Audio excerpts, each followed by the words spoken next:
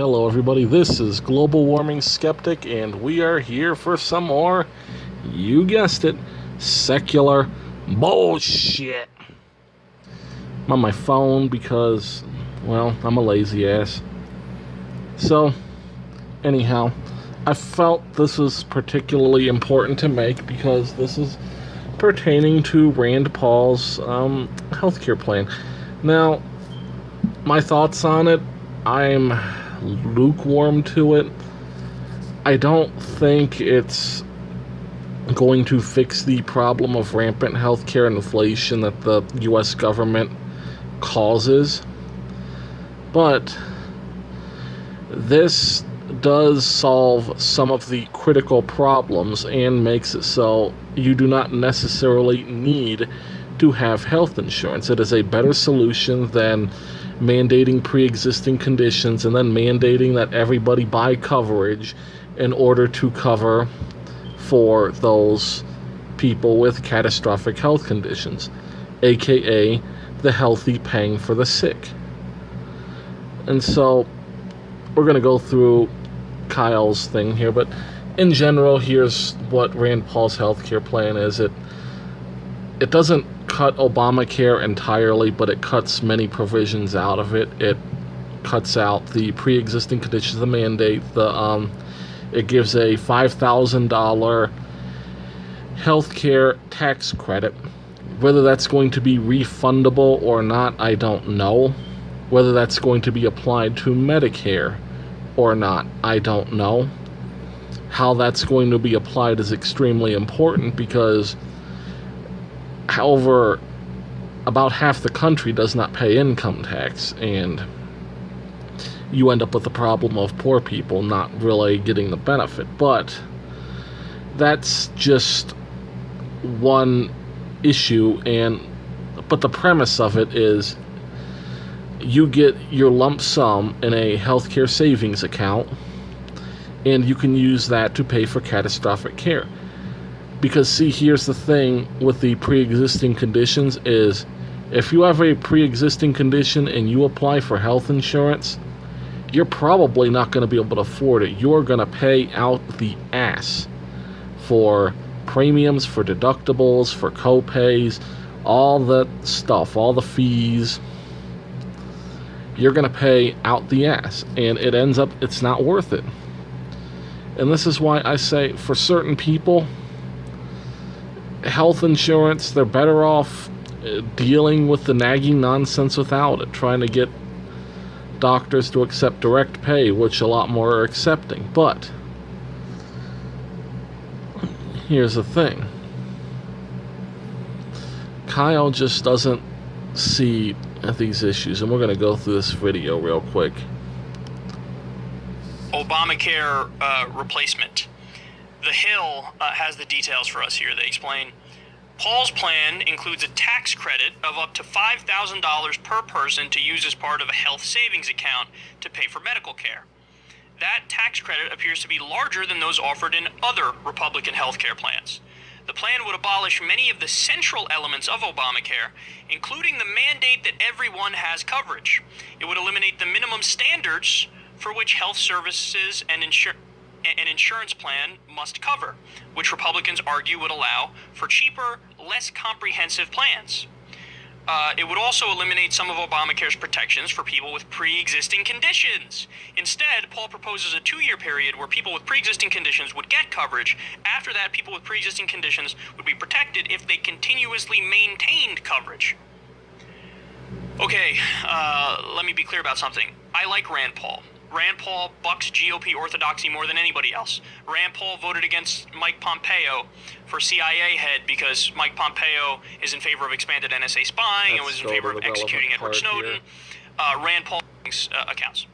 That sounds good in theory until you actually get sick with something really serious, and then your coverage is nowhere near enough, and you're fucked, and you might go bankrupt as a result of having to pay for medical care. Any system where people go bankrupt for paying for medical care is a terrible system. we still have medical bankruptcies in the U.S. Medical bankruptcies was the #1 cause of bankruptcy in the United States. Think about that. Medical bankruptcies don't exist in other modern nations. They don't exist in Canada or Australia or Britain or Norway or Denmark or Iceland. They don't exist. It's not a thing because it's paid for by tax dollars. Okay, now listen to what Kyle just said. They don't exist in other parts of the country, but they exist in the U.S. Okay. Well, let's just pose this, and you Kyle fanboys can answer this for me, too. You don't pay your medical bills in the United States, you go bankrupt. Alright, yeah, we all agree, bankruptcy's bad. If you don't pay your taxes in Europe, which pay for your health care, what happens to you? Do you go bankrupt? No. Do they just let you not pay those taxes? No. So, one of two things happens. They either force the taxes out of you through some kind of lien, through some kind of garnishment, or you go to jail for tax evasion. This is the thing liberals don't understand, is that bankruptcy is bad, but being thrown behind bars is a little bit worse than a bankruptcy. Let me just tell you that. Let's move on. It's a single-payer system. The government is the single insurer. So it's a bad idea just because it's still on the private market and it's not comprehensive.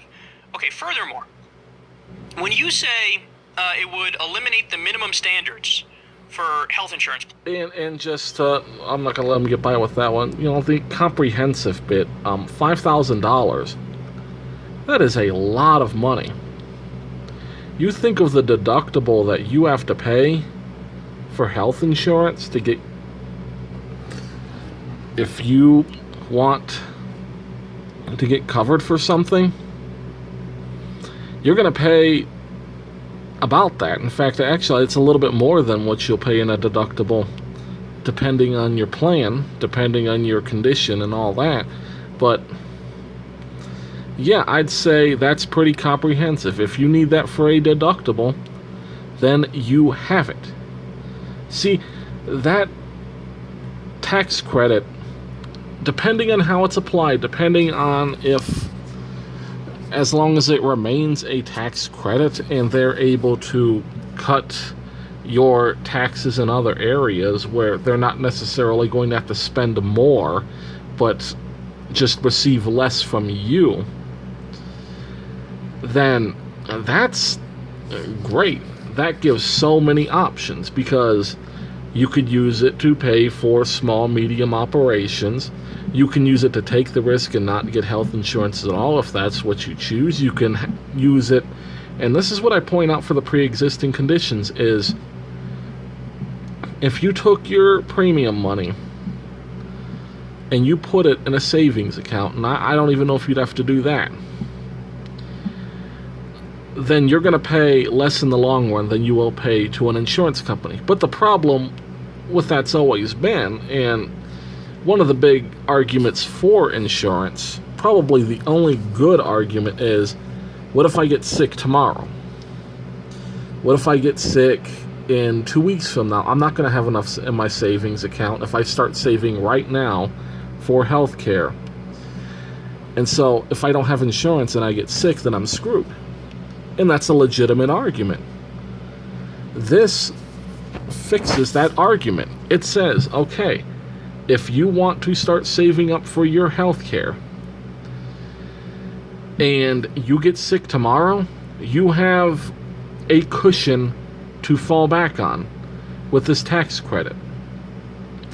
Now, the tax credit's probably not, you're still going to owe a huge medical bill temporarily, but once you get that tax credit, then you just use what you have in the savings account to pay your medical bills. Simple as that.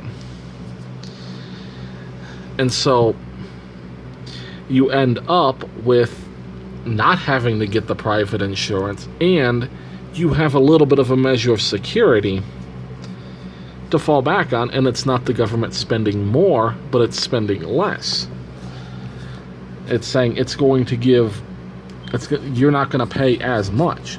It is a perfect libertarian solution. And yeah, I understand that the liberals want the big government involved, blah, blah, Medicare for all, etc. Even though Medicare is horrendously expensive and incredibly inefficient for what's paid for it. But yeah, let's move on. What that means is the catastrophic coverage plans come back. Now, the benefit of those plans, many people will tell you, is, well, I don't have to pay a lot and I get coverage. The problem with those plans is it's only catastrophic coverage. So unless you have... You don't say, Kyle. You don't say catastrophic coverage only covers catastrophes. You know, you guys, you talk like Kyle is nuanced. What the hell is with that stupidity? Seriously, I'm trying not to go off here, but it's catastrophic coverage only covers catastrophes. Okay, Kyle, congratulations, great job. Something that damn near kills you, you're not going to get covered at all. Now, the people who like those plans are people who are lucky to have never been in a situation where they get really sick. Because they say, oh, I only have to pay whatever it is, $100 a month, and that's my health coverage. Yeah, but you're not even really covered. You're not. You're just not. Like, if you're not covered because you got what you paid for, you got what you paid for and you're not covered. Kyle, I have news for you. Not everybody goes to the doctor over a sprained ankle, over a cold, over a flu, over every symptom they get. Not everybody goes to the doctor because they're feeling a tiny bit of pain and gets painkillers to get addicted to, or opioids, or medical marijuana, whatever it is. Not everybody goes to the doctor because they had trouble sleeping one night just so that they could get some Xanax or whatever. It's excuse me. It's ridiculous what is coming out of the mouths of liberals, and just think about it. The audacity, the gall of this man, this guy sitting at his $100,000 studio, talking down to you, telling you what not only you should get, but what you must get. Think about that. He's not only saying, okay, I respect your opinion, but I advise that you do this. No, what he is saying is, you are not going to get these plans, and I am going to force you to have a comprehensive plan.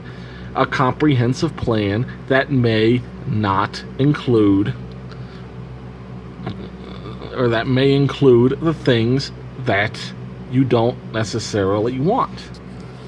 You know, like dental care. You know, what if you take good care of your teeth?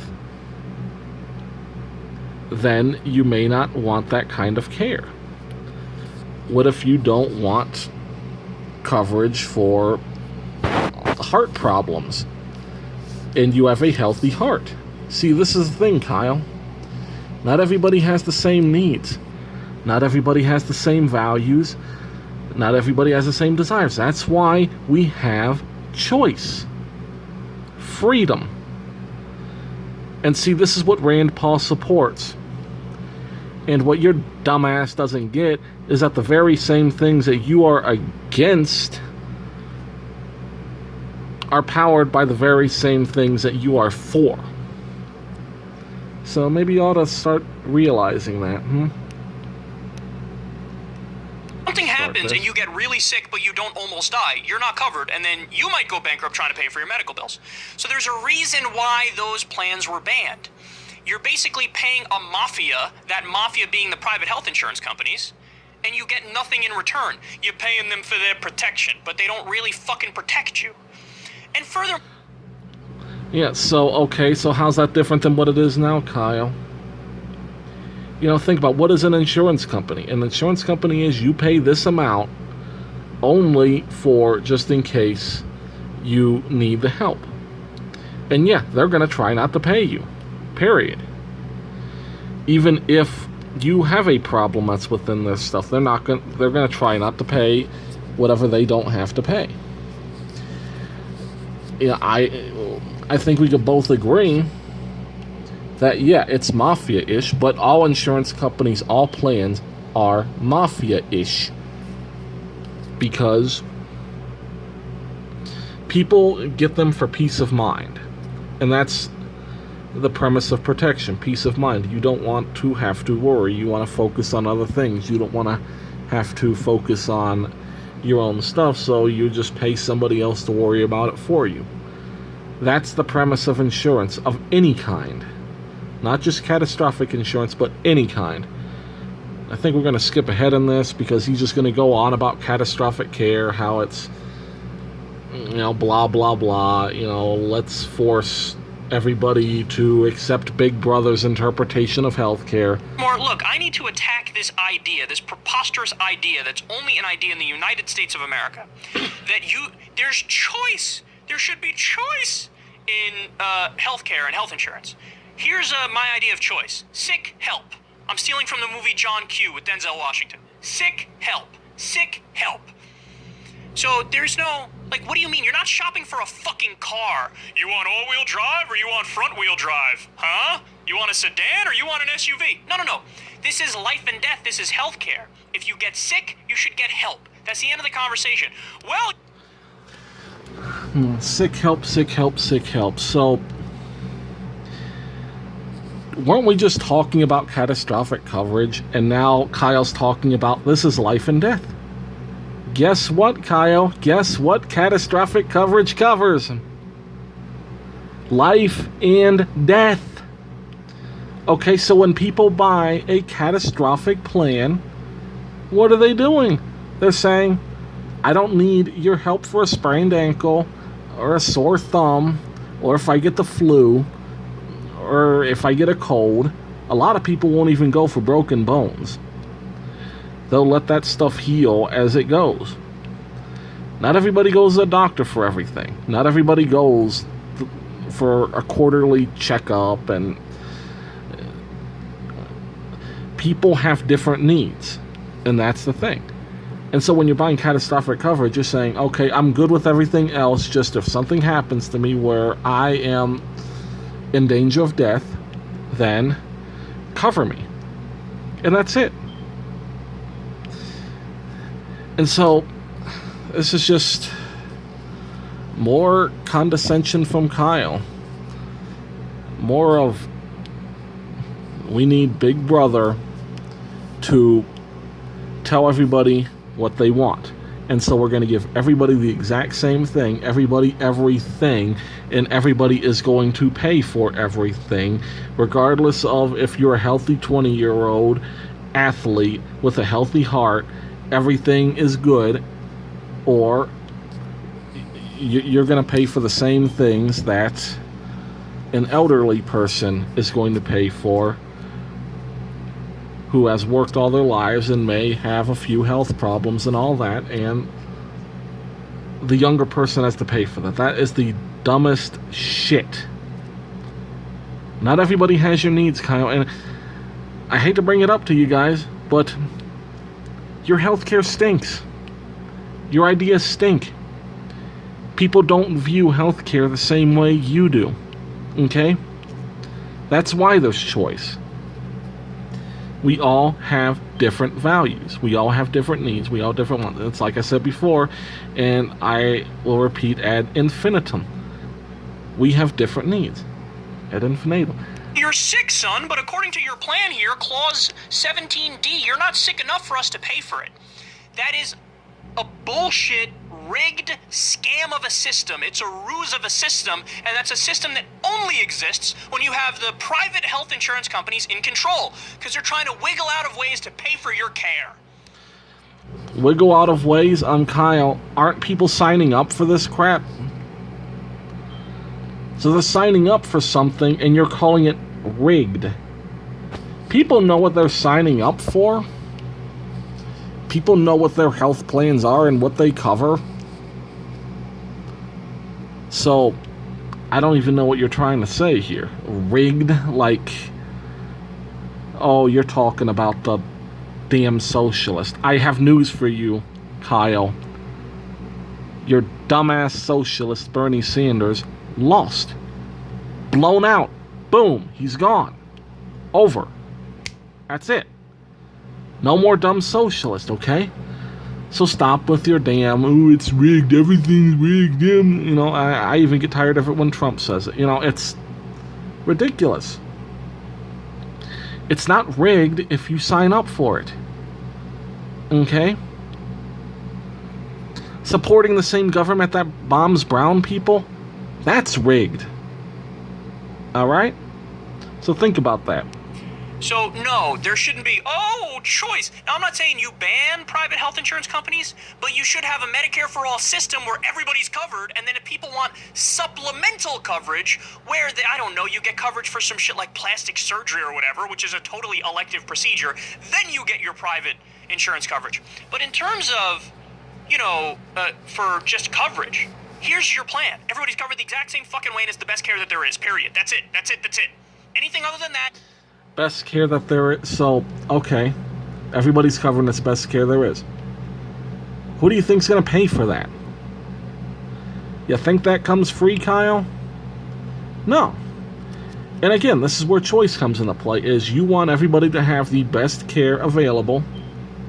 You know, here's the thing, Kyle. Not everybody has a $100,000 studio. You got it there, buddy? Not everybody gets a huge YouTube income, starts Kickstarters, getting people throwing money at them like you do, and now you have your own little group where you're getting people to throw even more money at you. Not everybody has that. Okay? People are trying to live. They're trying to make it day to day, and so what you're trying to do is you're trying to throw an expense at them that they may not be wanting to pay at the level you want them to pay it. And all this crap about it being cheaper, bullshit. When has the government ever produced a program that made things cheaper? Never. In fact, I wish I had my computer with me. I would take you guys to the BLS website. I'm not doing it over the phone because that's annoying as hell. But if you go to BLS and you go to Healthcare CPI, look that up. You change the year on there from, I guess they start 2006. Change it back to 1950 and go all the way to 2017. And tell me what you see around 1965. The very year Medicare is passed. Look what happens to healthcare CPI. Goes up immediately to 6-7%. The same year. And it stays up too. And in fact, even during the 70s when inflation was high, you had healthcare inflation as high as 15%. You can look that up too. It's in the same data set. All of it. And you can even correlate it with the various landmark Medicare expansions. 72, 82, 89. There were a couple in the 90s and in the with Medicare Part D during Bush's term. It's never helped. Obamacare, the most recent disaster, never helped. Never improved things for people. Not one time has it improved things.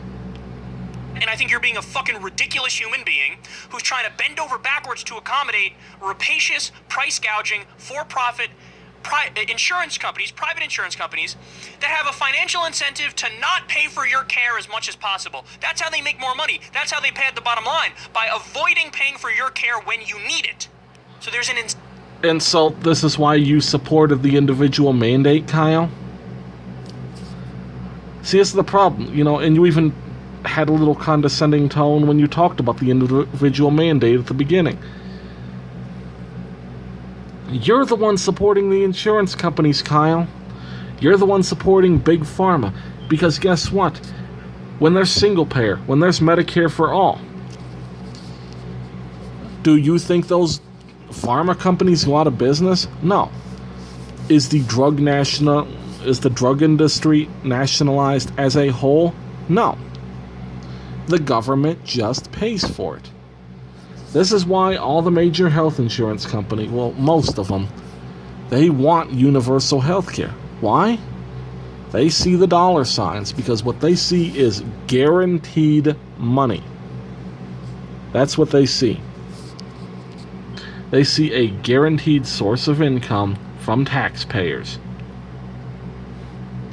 What more could they ask for than to have that guaranteed source and never have an incentive to lower the price? Because what's going to happen, what you're going to have is, even if Trump gets bidding in for Medicare, which won't be too hard for him to do, other administrations are going to eliminate bidding and say something such as, we need to be able to base on quality, not on cost. And so what's going to happen there? Your taxes are going to go up, the price is going to go up, the taxes are going to go up, the price is going to go up, the taxes go up, the price goes up, the tax goes up, the price goes up, over and over, like a never-ending chasing the dog's tail, as it were, but it'd be more like a freaking downward spiral. But the point is this, that it's a racket.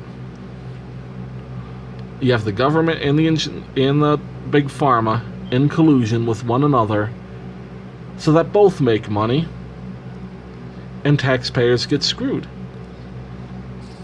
And then we end up paying what Europeans pay, almost 50% in income tax and 20% VAT. You think 10% sales tax is bad? I believe it's 9.75 in Tennessee, which is the highest in the country. You think that's bad? Wait until you get a load of health care. Oh boy. It's going to be insane. Let's move on. Incentive structure problem here, guys, and that's what I'm trying to stress. So it's a terrible idea to bring back the catastrophic coverage plans only. Anybody who's had them, who's gotten sick, goes, oh my God, that was the dumbest thing I ever did. The only people who like them are people who have it and they haven't gotten sick yet. But when they get sick, they're going to be up shit's creek without a paddle. Citation needed on the it's the dumbest decision thing.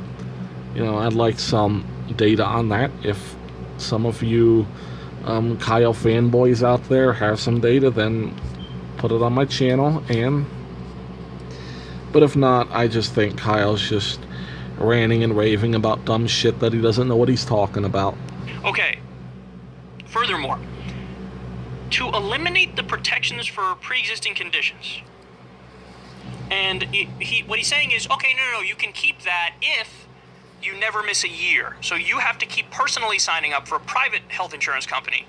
But if you miss a year and you try to get back into it, well, you fucked up. You missed out.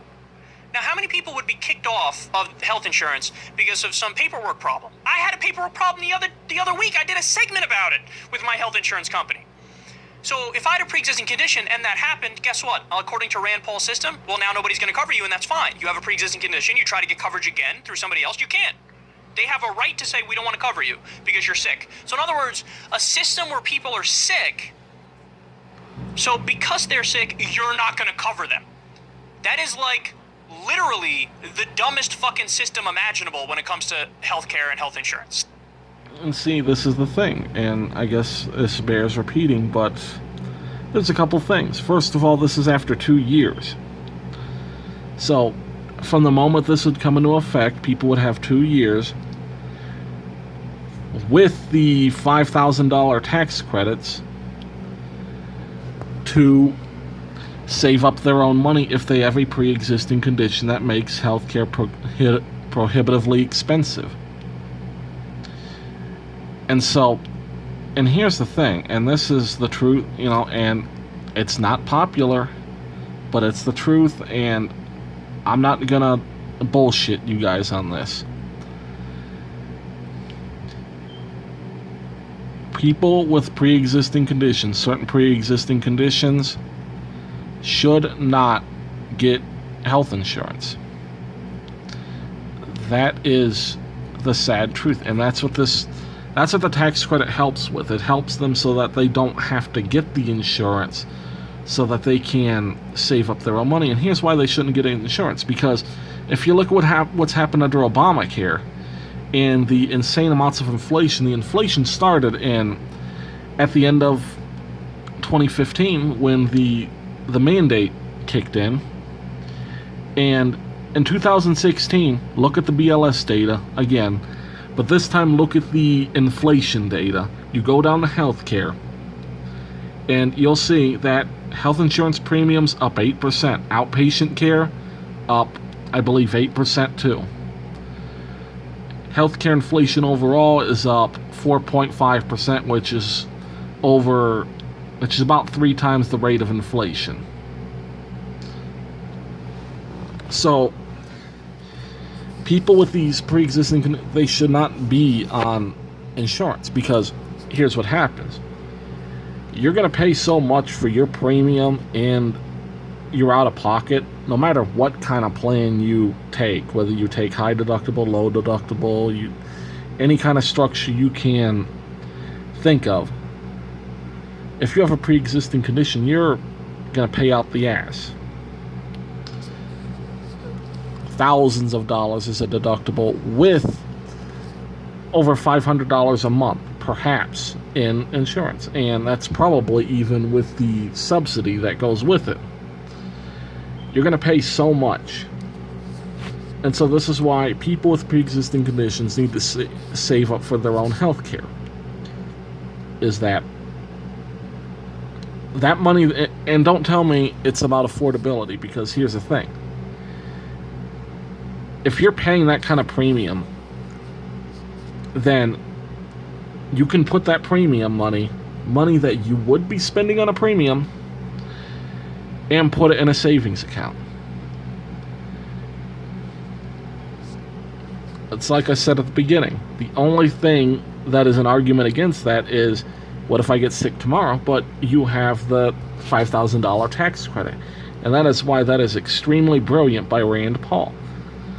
They're under a system where the government subsidizes healthcare, which, granted, there's no way to get out of that right now. There's no way to get out of that.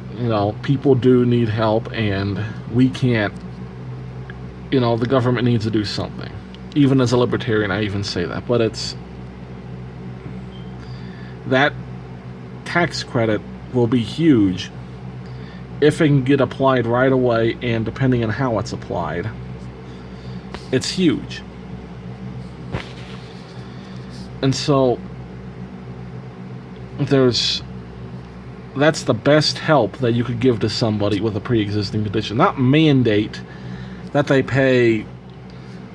break themselves to pay for health insurance, and if they don't pay for it, then you charge them, I believe it's 1% of their annual income, which is a huge tax for some people. And I believe it even goes up to like 7% or something in 2-3 years with the repeal of Obamacare. But if it's not appealed anyhow. But people with pre-existing conditions should not be getting health insurance, because they're not going to get any more help, because unless they're wealthy enough, they're not going to be able to afford it anyhow. They're still going to go bankrupt like any other thing, and it's going to be just as bad for them.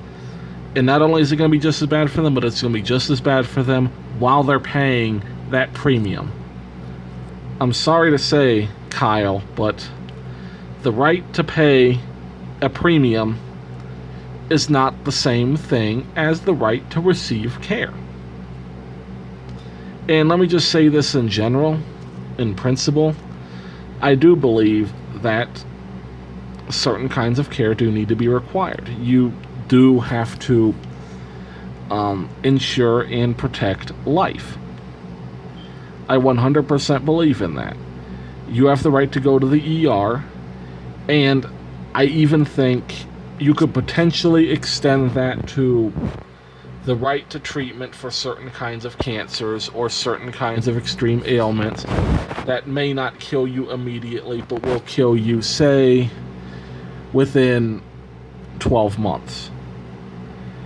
If you have something and you are proclaimed to be dead within a year, I think that they should not be able to just deny you treatment. And that's the important thing here. Is that, and this is what we really need to be discussing, and is the fundamental thing. We should not be discussing single payer or not single payer. What we need to discuss, and I'm just going to end it here because he just babbles on about nonsense for the rest of the video. But what we need to be discussing as a country is what specific rights do people have in terms of health care? What must hospitals treat? What can they be omitted from treating? And when we do that, I think it needs to be a constitutional amendment saying that people have the right to certain kinds of health care. Emergency care, 100%. Certain cancers, maybe, I don't know. Or anything else. It's a very interesting discussion. I think we should have that discussion. And again, we can put it in stone without having to throw money at Medicare. And we can get it done, but get it done the right way, in a way that's both empathetic, that goes with the founding principles, especially the principle of life and the ability to pursue happiness, and that should be that. Anyhow, thank you guys for listening. God bless, and I hope I know how to turn this off.